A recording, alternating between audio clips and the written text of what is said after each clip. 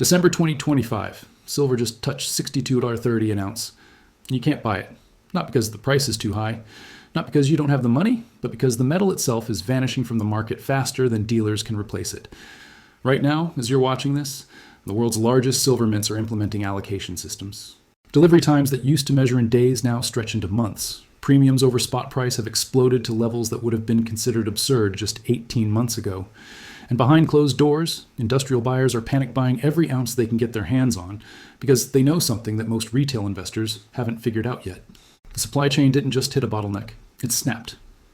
In the next several minutes, I'm going to take you through the three-layer collapse that's unfolding in real time. First, the mines can't produce enough raw material. Second, the refiners can't process what little is coming through. Third, the mints and dealers can't get finished product onto shelves. Each layer is failing simultaneously, and together they've created something that hasn't happened in over 4 decades. A genuine physical silver shortage. By the end of this video, you'll understand exactly why the paper price on your screen has become disconnected from reality, why industrial consumers are paying whatever it takes to secure supply, and what happens next when a market this critical runs dry. Let's start with the data that changed everything. The Silver Institute released its figures for 2024, and they confirmed what many had suspected. The global silver market recorded a physical deficit for the 5th consecutive year. Not a small one.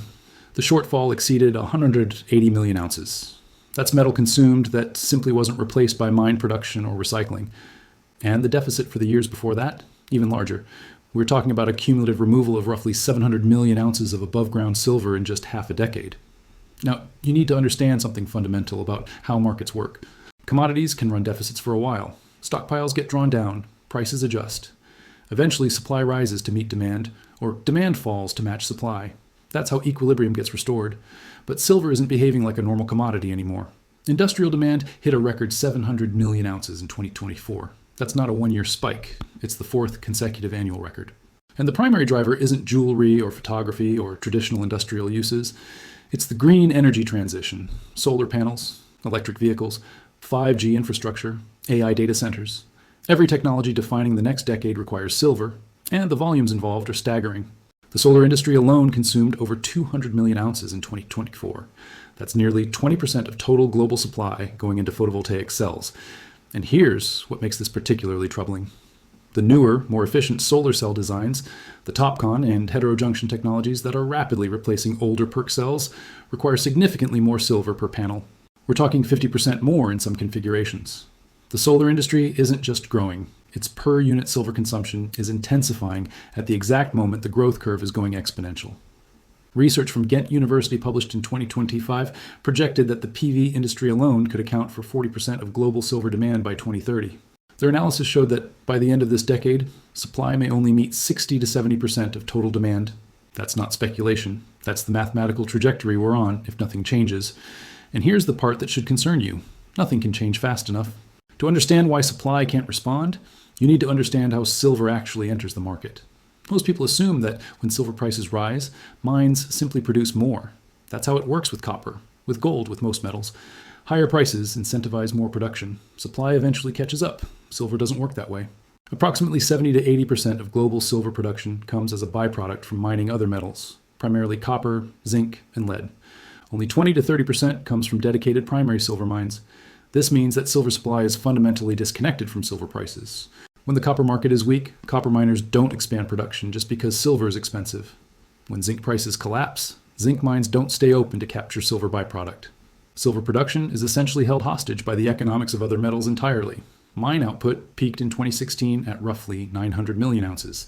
Since then, production has declined by an average of 1.4% annually. In 2023, mines produced only 814 million ounces. That's despite silver prices more than doubling from their 2016 levels. According to Metals Focus, a combination of reserve depletion, mine closures, and a 20% drop in ore grades drove the contraction. Think about that for a moment. The price signal that should be screaming at miners to produce more has been flashing for years, and production keeps falling anyway. Mexico alone, the world's largest silver-producing nation, saw output decline by 4% in 2024, despite record prices. Ore grades are depleting. The easy silver is gone. What remains requires more energy, more processing, more capital to extract ever-diminishing quantities. The raw material simply isn't there anymore. Primary silver mines are struggling. Fresnillo, the world's largest primary silver producer, has been cutting production guidance. Pan American Silver has delayed expansion projects. Across the industry, capital expenditure has been insufficient to replace depleting reserves. The share of silver produced by primary silver mines has fallen from roughly 32% before 2016 to just 28% today. Byproduct production is flat. Base metal prices have been volatile, keeping copper and zinc miners from aggressive expansion. New mines take a decade to bring online, from discovery through permitting through construction. The projects that might meaningfully increase silver supply in 2030 needed to start development 5 years ago. They didn't. Recycling, the supposed safety valve, is failing to compensate.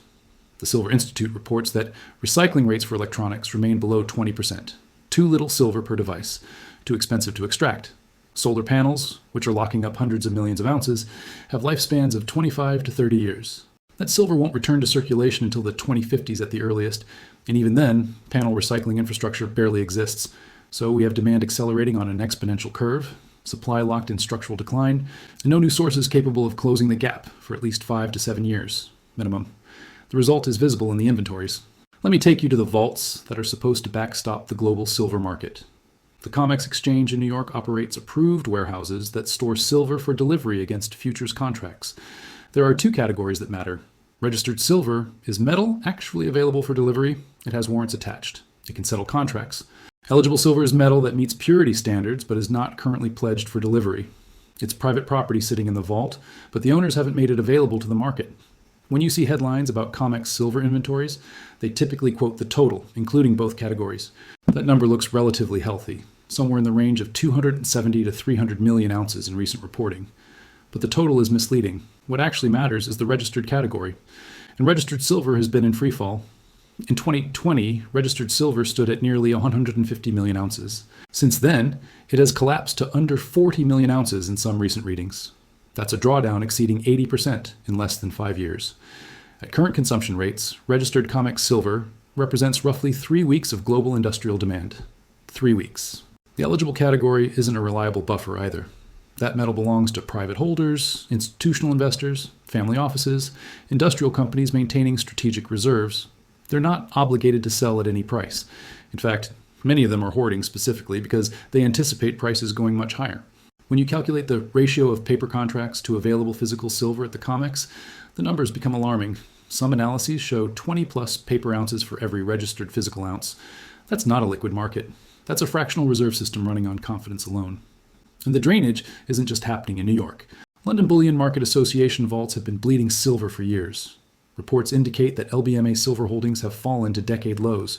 Shanghai, the world's largest physical silver exchange, has watched its inventories plummet as Chinese industrial demand explodes domestically. Metal that used to flow from west to east in a steady stream has become a flood. Arbitrage traders buy every available ounce in London and New York and ship it to Asia, where spot premiums are higher and industrial buyers more desperate. The great divergence is underway. Regional markets are fragmenting. Futures prices in one location are disconnecting from physical reality in another.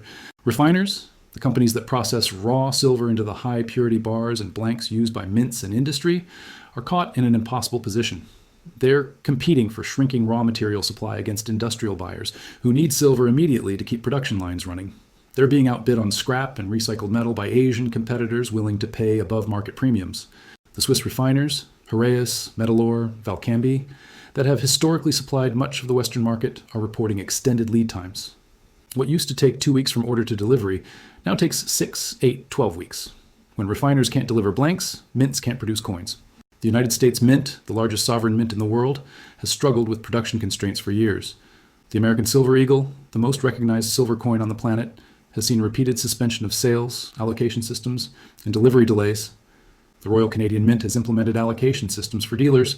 The Perth Mint in Australia has seen delivery times extend to 16 weeks or longer for standard products. And these are government-backed institutions with preferential relationships and unlimited capital access. If they can't source silver, imagine what's happening to private mints. This brings us to what you see when you try to buy silver today. Dealers who used to carry tens of thousands of ounces in inventory are operating on allocation and prayer. Products that were always in stock now show delivery estimates of 4 to 6 weeks. Out-of-stock notices are proliferating, and the products that are available carry premiums that would have been considered predatory in 2019. American Silver Eagles that used to trade at $2 or $3 over spot are now commanding $8 to $12 over, sometimes more. Generic rounds that carried a dollar premium now require $5 or $6 above spot just to secure a piece. These aren't market manipulation prices. These are scarcity prices. Someone buying silver today might see a spot price, quote, of $62, but pay $75 or more to get actual metal in hand. That $13 spread isn't profit margin. It's the physical market screaming that paper prices no longer reflect reality. The futures market operates on an assumption that most contracts will never stand for delivery. Traders go long and short, roll contracts forward, settle in cash, and never actually demand physical metal. The system works as long as that assumption holds. But something is shifting. Reports indicate that demand for physical delivery has been increasing. Industrial users, who can no longer rely on just-in-time purchasing from spot markets, are locking in supply through futures contracts and actually standing for delivery. When too many participants demand delivery simultaneously, the exchange faces a choice. Either provide metal it may not have or change the rules. We've seen this before. In 1980, when the Hunt brothers accumulated roughly 200 million ounces of silver and demanded physical delivery, the COMEX changed the rules mid-game. They banned new long positions. They raised margin requirements to crushing levels. They forced liquidation. The paper price collapsed from nearly $50 to $10 in a matter of weeks. But the people holding physical metal, actual silver in their possession, didn't lose a thing when the paper market imploded. They had the real asset while others held contracts that could be cash settled against their will. Let me give you the timeline as I see it developing. The Federal Reserve has been telegraphing potential rate cuts. When rates fall, the dollar typically weakens. When the dollar weakens, precious metals historically surge. Gold is already at record highs, pushing past $4,000 in recent trading. Silver tends to follow gold with a lag, but when it moves faster and more violently. The gold to silver ratio, which has been elevated for years at 70, 80, even 90 to 1, tends to compress during precious metals bull markets. The historical average is closer to 50 to 1. If gold reaches $5,000 and the ratio compresses to even 60 to 1, silver hits 83. At 50 to 1, silver hits $100. At 40 to 1, which has occurred multiple times historically, silver exceeds 125s. These aren't fantasy targets. They're ratio reversion applied to gold prices that analysts across major institutions are already projecting. And that's before factoring in the physical shortage. Every commodity crisis in history follows a similar pattern. First, complacency while supplies seem adequate, then gradual tightening as consumption outpaces production, then recognition that the deficit is structural, not temporary. Finally, panic as participants scramble to secure what remains. Silver has moved through the first three phases. Recognition has arrived. The major investment banks are publishing reports on structural deficits. Industrial users are signing multi-year supply contracts at fixed prices. Governments are beginning to classify precious metals alongside strategic resources. The panic phase hasn't fully arrived yet, but the conditions are set. The inventories are depleted. The production capacity doesn't exist to close the gap. The demand drivers are locked in by policy and technological necessity. When everyone tries to buy physical silver at the same time, when the mints can't produce, when the dealers are sold out, when the industrial users are competing with investors for every ounce, the price won't matter, because at that point, there won't be any to buy. The supply chain has snapped. The question now is whether you understand what that means before everyone else figures it out. If you found this analysis valuable, subscribe to the channel. I'll be tracking these developments and sharing updates as the situation evolves.